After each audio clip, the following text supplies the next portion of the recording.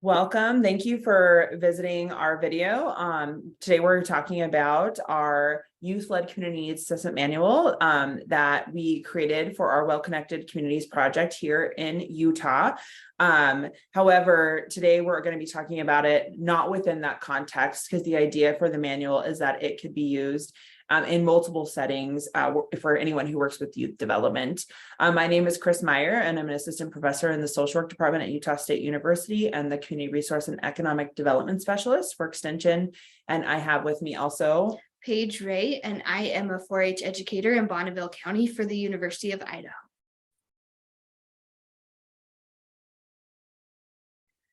So we first wanted to talk about youth participation. Why is it important? I feel like all of us as youth development educators or youth development program workers are always looking for ways to keep kids involved and engaged in our programs. So if we follow the theory of Hart's ladder, that is a way that we can keep kids involved in our programs. So if we're at the bottom using kids or youth as objects, they may not stay as much engaged as if we were at the top using them as partners, having them help us develop our programming so that they have ownership in it and want to be a part of it. So that's where this manual comes in, is it's a way that we can have youth participation, have youth be our partners in programming and able to come up with the things that they want to do. Yeah, and along with that, there are some other benefits as well to doing a community needs assessment. So community needs assessments are pretty familiar processes for a lot of people in extension. There's something we do. But what we found, and in the literature as well, is that doing something like this, youth going through the community needs assessment process really empowers them to develop and utilize important leadership skills and opportunities that maybe they wouldn't have had otherwise. So that's one thing that going through this process would be really beneficial to youth. It also gives them that introduction to like the scientific method and research, which they'll be able to use later in life, or even, in, their whatever stage they're in life currently. And then, it gives them the opportunity to use those critical thinking skills that many of us in youth development have been working on our youth with as well. It also, as when we think about cohorts and groups working together, it creates this sense of unity as well, because you have to come to some shared consensus of how you're going to use the data and what you're going to do for a project. So it makes you really approach things with a common goal and make some unity within your group. And finally, the outcome of this really process is to help youth inform projects that are done for youth by youth. And it really is a benefit to their youth and their community. So it really empowers them to have some autonomy over the kind of work that's being done to address the needs of youth. So our manual content. We are now in this presentation going to go through each chapter and talk just a little quickly about what each chapter contains.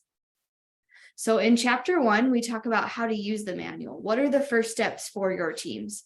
So this manual is really meant for you as a facilitator to guide your youth group or your youth team through this process.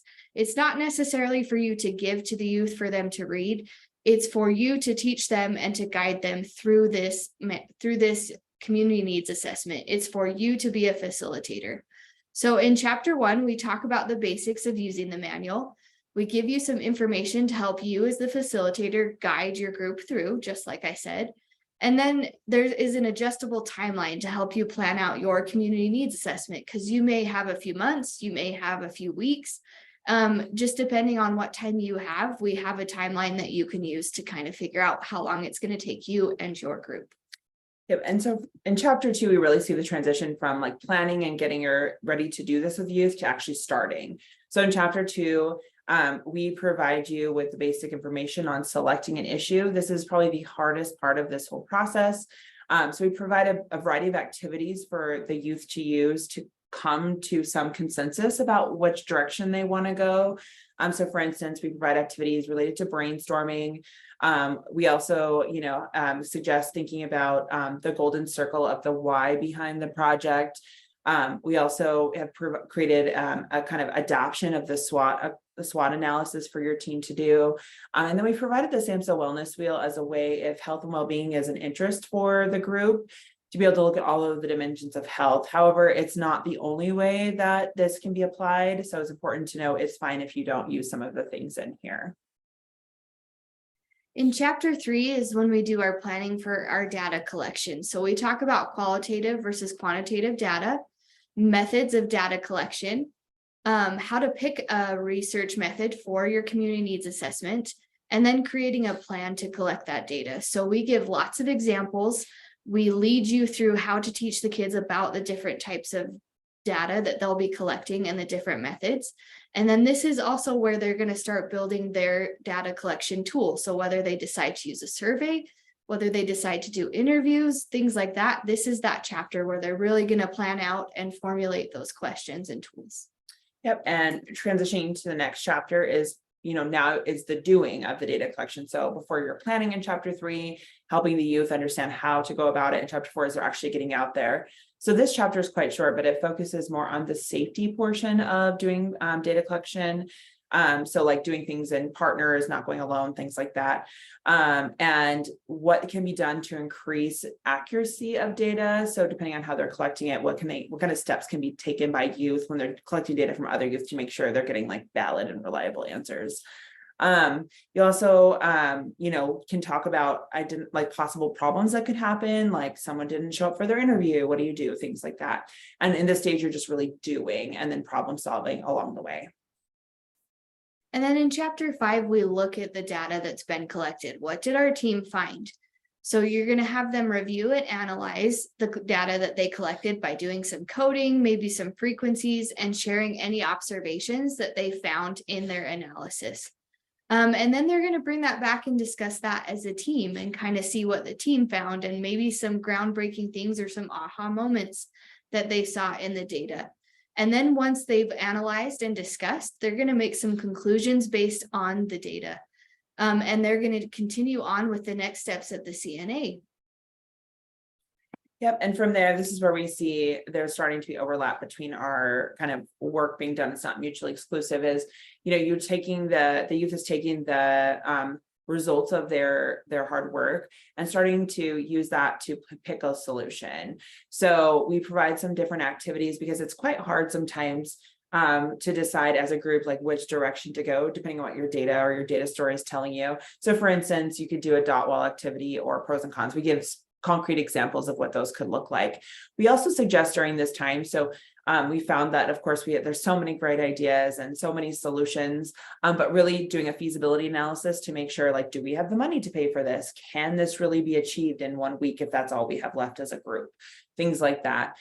During this time, you're also helping the youth develop a plan for implementation using the 5 W's method, which is explained in the manual. And then you're really helping the team move forward in implementing the solution. And then in chapter 7 is the time that we can reflect on our community needs assessment and how did it go. Throughout the manual, there's going to be times that you're going to ask your group to do some journal entries. And this chapter 7 is really where these journal entries come together and they do an overall reflection of how they felt about the process. So they can either continue into a journal entry, they can do a free write, or they can have a reflection circle, just whatever works for your group and you as a facilitator. They're going to determine what the youth team would change or keep in their community needs assessment, what went well, what didn't. They're going to evaluate their solution and their project. Did the project they came up with actually address the solution and make a change? And then they're going to reflect on the team's initial goals and their program and the progress with those goals. Did they reach the goals they were looking for?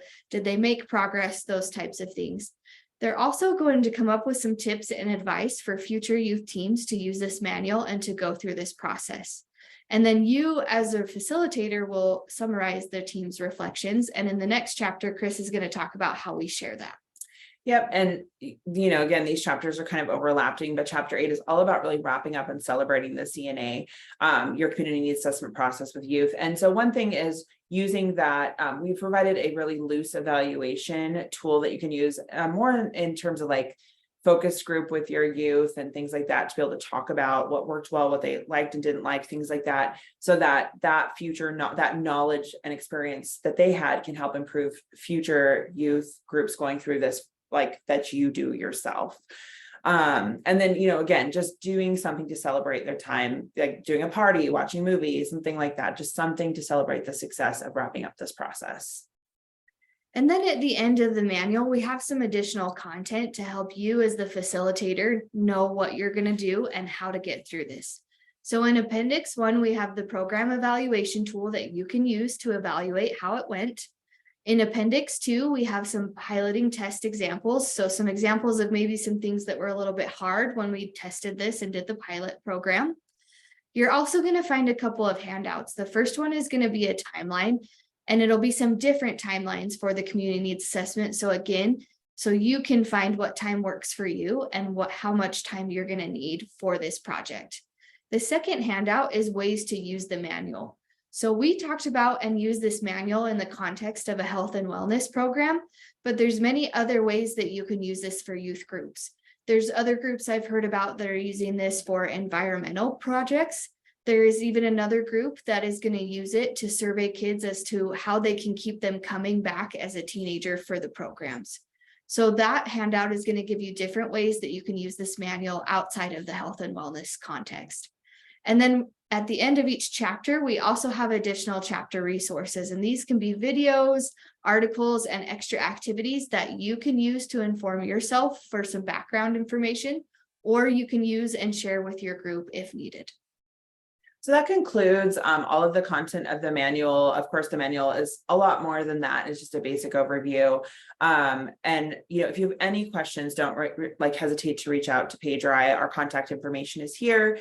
And if you're on this website watching this, then you also can see the manual by following the link on the page as well. So please reach out to us if you have any questions, and we appreciate you stopping by.